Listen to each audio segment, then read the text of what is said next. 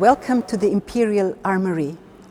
It's a pleasure to announce that the Federal Ministry for European and International Affairs and the Kunsthistorisches Museum once again collaborate on the International Museums Day.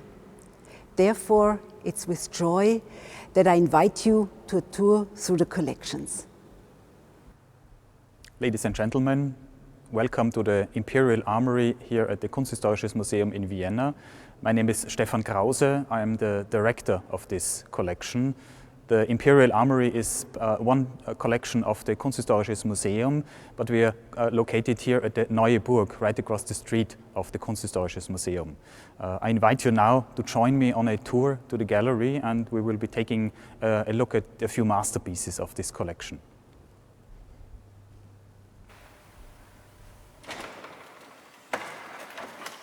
The Imperial Armoury is one of the most important and outstanding collections of its kind in the world. It is a dynastic collection, not an encyclopedic collection. So most of the pieces in our collection come from the Habsburg court, were made for emperors and archdukes. And the history of the collection, it dates back to the 15th century. The earliest documents date from the early 15th century. And the core of the collection dates from the late 15th and the 16th century. We have a very diverse collection here and at the Imperial Armoury. We have jousting equipment from the late Middle Ages. We have a huge collection of richly decorated hunting weaponry like firearms, crossbows, etc.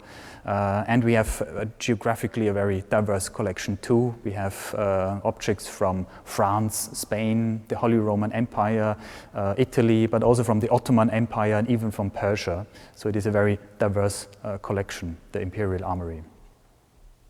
We are here in the second gallery of the Imperial Armoury, and this room is dedicated to Emperor Maximilian I. In this room we have some of the most outstanding armors, and one of them actually belonged to Maximilian himself, and this is this outstanding masterpiece right here next to me. And it is a work by his court armorer Lorenz Helmschmidt in Augsburg. Lorenz Helmschmidt was one of the most famous armorers of his time. He was highly regarded by Maximilian and many other customers, and he was quite well paid, in some cases even more paid than famous artists in later years like Titian, for example, or Hans Holbein. And he was the court armorer of Maximilian. Maximilian, we know from archival documents that Maximilian ordered a number of armors from Lorenz Helmschmidt and his workshop over the years. And this armor he commissioned in the years around 1480. And if you take a closer look at this armor, you see that this is a highly fashionable armor. Armor is not just a protective gear for the battle or for jousting, it is also a highly fashionable dress. It's not made in silk or wool, but it is made in steel. And the most obvious detail that shows that the fashionable aspect of armor is the shoes. If you look at these shoes, you see they are pointy shoes, pointy sabatons, and they were highly fashionable in the late 15th century. Even men wore this type of shoes. And you might wonder how you can walk in shoes like this. You can remove the pointy part of the shoes when you're walking, and when you're stepping on the horse, you can kind of click on the pointy parts, and then you have highly fashionable pointy sabatons sitting on your horse.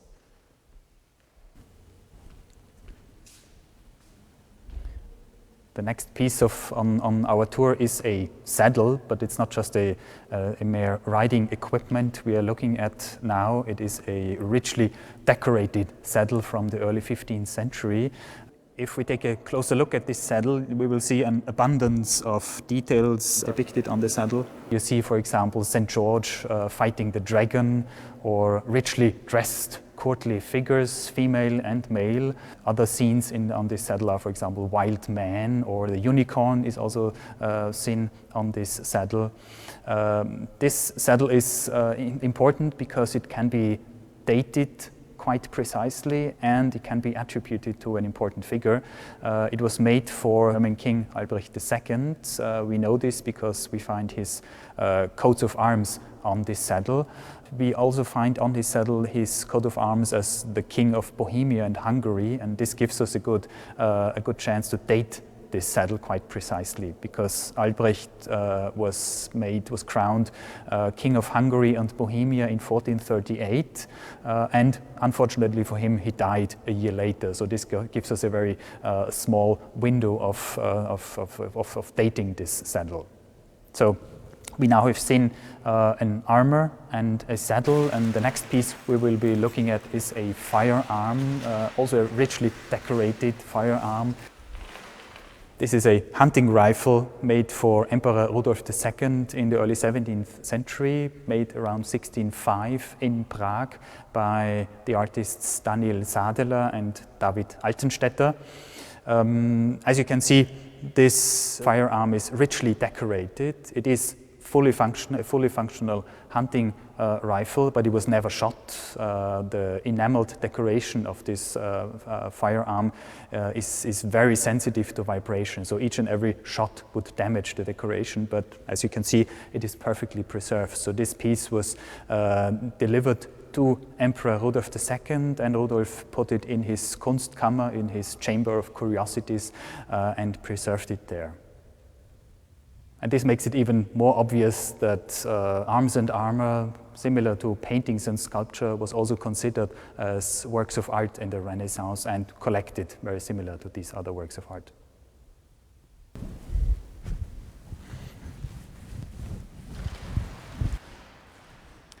The Imperial Armory not just contains works from Europe, but also from the Islamic part of the world. And our collection is particularly rich in Ottoman 16th and 17th century works of art. In our collection we have, for example, swords and daggers, but also helmets and breastplates and shields.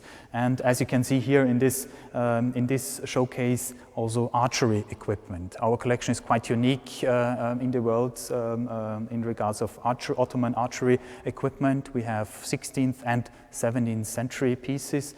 These pieces you see here in the collection in the showcase are from the 17th century, and they show, for example, a very characteristic decoration of Ottoman works of art, this floral pattern you can see here on these quivers for bows and arrows.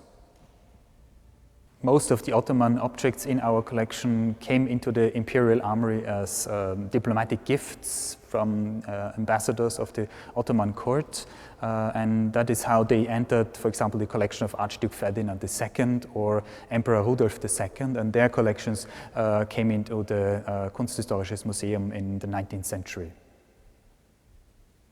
Part of the collection of the Imperial Armory is also a group of hunting equipment from the late Middle Ages and the Renaissance. Among these hunting equipment pieces is a rather large group of falcon hoods, and one of them is of particular importance, and this is this one here.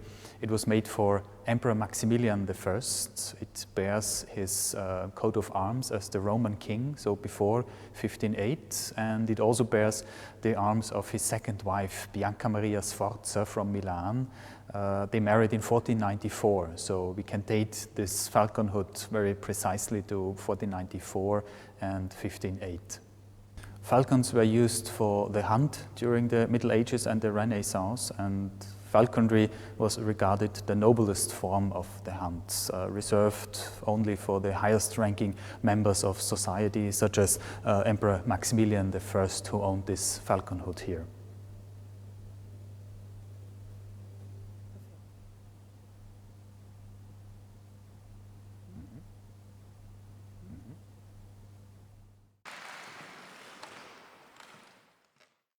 Among the many armors here at the Imperial Armory, in some cases we not just have the armor itself, but also a portrait of the original owner in this very armor. And this is the case with this armor here behind me. This armor is a light field armor for Konrad von Beuneburg-Bemmelberg. He was a famous mercenary leader, Landsknecht leader of Emperor Charles V. The portrait of Konrad von Beuneburg shows him in this armor, and on the floor, if you take a closer look, you see all the batons of Bemmelberg, of his military successes under Charles V. The most famous or maybe infamous campaign Beuneburg took part is the so-called Sacco di Roma, the looting of Rome in 1527 by German and Spanish mercenaries.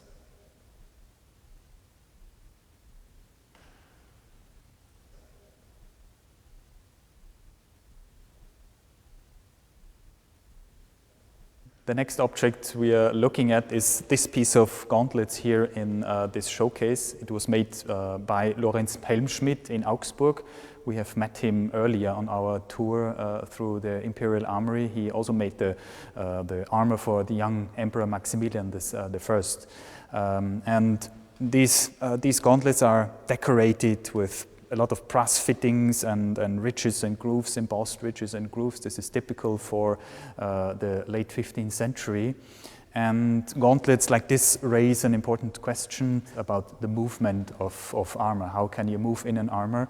A pair of gauntlets like this is made of 50, 60, sometimes even 70 metal pieces, and they are joined in a highly flexible way. So you can easily move in them, you can easily rein the horse and hold your sword, and if necessary, you could even play the piano with a pair of gauntlets like this. That flexible they are.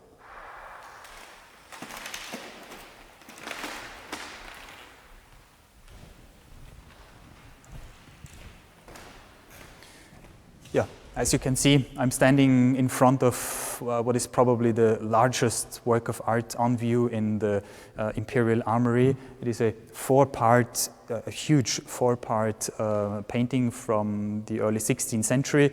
It was commissioned by Maximilian I for the Imperial Palace in Innsbruck, and it depicts the family tree of his dynasty, of the Habsburg dynasty. As you can see, there's dozens and dozens of members of the dynasty depicted in this family tree. And he himself, Maximilian himself, can be seen in the upper right corner of the painting, together with his two wives, his first wife, Mary of Burgundy, and his second wife, Bianca Mireia Sforza. Above him, we see Philip the Handsome, his only son and heir. And above Philip the Handsome, we see Maximilian's grandson, Charles V, as a very young boy. So this gives us an idea when this painting was made. Charles V was born in 1500, and he's here depicted in, let's say, 1 or 2 years. So this must have been painted after the second birthday of Charles V. Emperor Maximilian I, who commissioned this painting, is probably the most important figure in the history of the Imperial Armory. Many of our outstanding masterpieces here in the collection were made for him, were commissioned by him, and are now here on view in the Imperial Armory in the Neuburg.